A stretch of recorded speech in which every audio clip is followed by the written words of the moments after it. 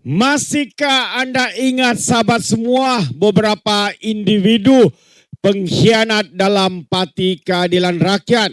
Hari ini saya ingin memberikan sedikit perkembangan berkaitan dengan 6 ahli parlimen, 6 pengkhianat keadilan yang keluar dan menubuhkan kerajaan bersama kerajaan tebuk atap, kerajaan pintu belakang.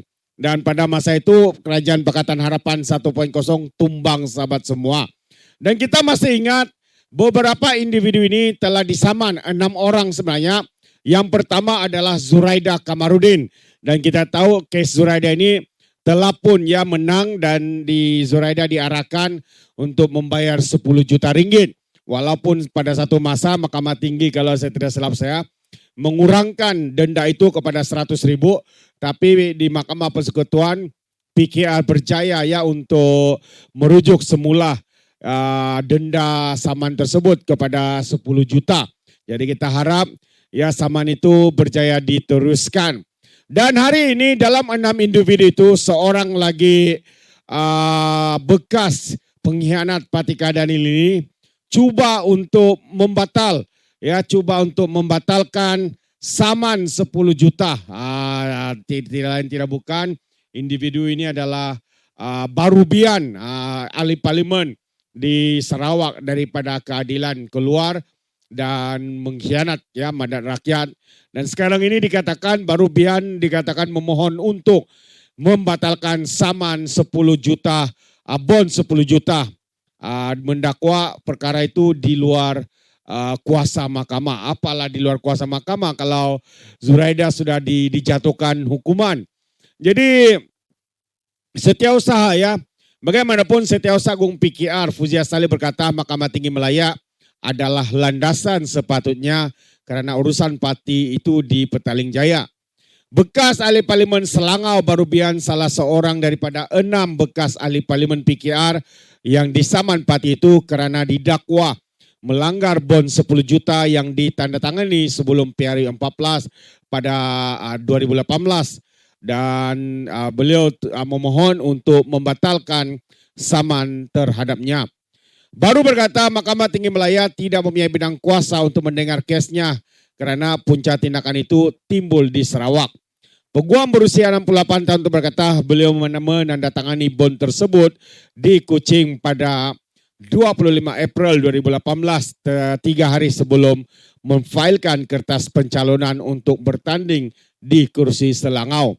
Beliau berkata penglibatannya dengan PKR hanya tertumpu di Sarawak, tempat ibu pejabat negeri parti itu terletak di Kuching. Bekas Menteri Kerja Raya Ketua PKR Sarawak itu berkata, dalam afidavit yang dilihat FMT, peguamnya menasihatkan bahwa punca tindakan itu tidak timbul di Semenanjung, sebaliknya di Sarawak. Di bawah Perlembagaan Persekutuan terdapat 2 mahkamah tinggi, satu bagi Sabah dan Sarawak dan satu lagi Melaya. Jadi baru berkata, beliau dinasihatkan bahwa Mahkamah Tinggi Melaya tidak mempunyai bidang kuasa terhadap saman yang difailkan ke atasnya. Jadi selazimnya menetap di Sarawak dan di luar bidang kuasa wilayah Persekutuan Tinggi Melaya, katanya dalam afidavit yang menyokong permohonan beliau.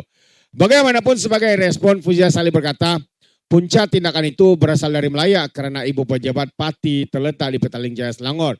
Beliau berkata urusan PKR ditadbir dari ibu pejabat dan keahlian baru dalam parti itu juga diproses di Selangor, Petaling. Fuzia turut berkata bond itu dibincangkan di ibu pejabat pada 17 April 2018 semasa satu mesyuarat yang dihadiri Baru. Dalam videonya beliau berkata pencalonan Baru bagi kursi Selangau bukan semata-mata urusan Sarawak, sebaliknya ditentukan oleh kepimpinan keadilan pusat parti. Beliau juga menyatakan kementerian yang pernah diketuai Baru kemudian beroperasi di Semenanjung Malaysia dan beliau menghadiri sidang Dewan Rakyat di Kuala Lumpur.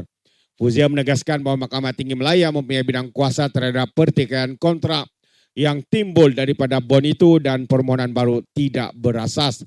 Jadi pengurusan kes di hadapan kes Roslan Muhammad Noor ditetapkan pada 25 Februari Mei, 25 hari bulan Mei. 2 bulan lalu PKR menerusi Fuzia memfailkan saman terhadap Baru serta Kamarudin Jafar, Bandar Tun Razak Mansur Othman, Nibong Tebal, Rashid Hasnon, Batu Pahat, Saifuddin Abdullah, Indra Makota, dan Edmund Santara Kumar Segamat. Berhubung dakwaan peranan mereka dalam kejatuhan kerajaan persekutuan Pakatan Harapan yang memerintah selama 22 bulan pada tahun 2020 susulan langkah Sheraton. Parti itu turut memfailkan saman serupa terhadap 10 adun yang meninggalkan parti pada tahun 2020. Dalam pernyataan tuntutan berasingan, Fuzia berkata PKR menuntut 10 juta daripada setiap defendant kerana melanggar bond yang ditandatangani sebelum PRU 14 2018. Di bawah syarat bond itu, defendant dikehendaki membayar jumlah tersebut dalam tempoh 7 hari jika mereka menang kerusi atas tiket PKR tapi kemudian meletak jawatan daripada parti untuk menyertai parti lain atau menjadi wakil rakyat bebas. Dalam PRU 14, PKR memenangi beberapa kerusi parlimen dan DUN sebelum membentuk kerajaan persekutuan serta beberapa pentadbiran negeri. Fuzia lagi berkata sekitar 24 Februari 2020 diketahui umum bahawa setiap defendant tidak lagi menjadi ahli PKR selepas dipilih di bawah logo parti itu. Jadi beliau berkata defendant telah menyertai atau menyokong gabungan politik selain PH. Keahlian mereka ditamatkan pada 11 Mac 2020 dan parti menuntut pematuhan terhadap bond itu tapi tidak menerima sebarang respon. Fuzia berkata PKR telah melaburkan sumber yang besar untuk membina jenamanya, membangunkan modal insan, mengenal pasti dan menyokong calon, menjalankan kempen nasional dengan dan negeri serta memastikan kejayaan pilihan raya. Beliau menambah bahawa peletakan jawatan atau penjajaran semula defendant selepas pilihan raya telah mengubah majoriti pemerintahan di peringkat persekutuan dan negeri serta menjejaskan keupayaan parti untuk melaksanakan mandat pilihan raya. Jadi itu antara cubaan ya daripada Barubian untuk membatalkan asaman tersebut. Ya, namun kita harap ya pembatalan itu tidak berjaya dan saman ini akan diteruskan ya untuk memperingatkan kepada mana-mana individu yang telah mengkhianat parti yang mereka wakili.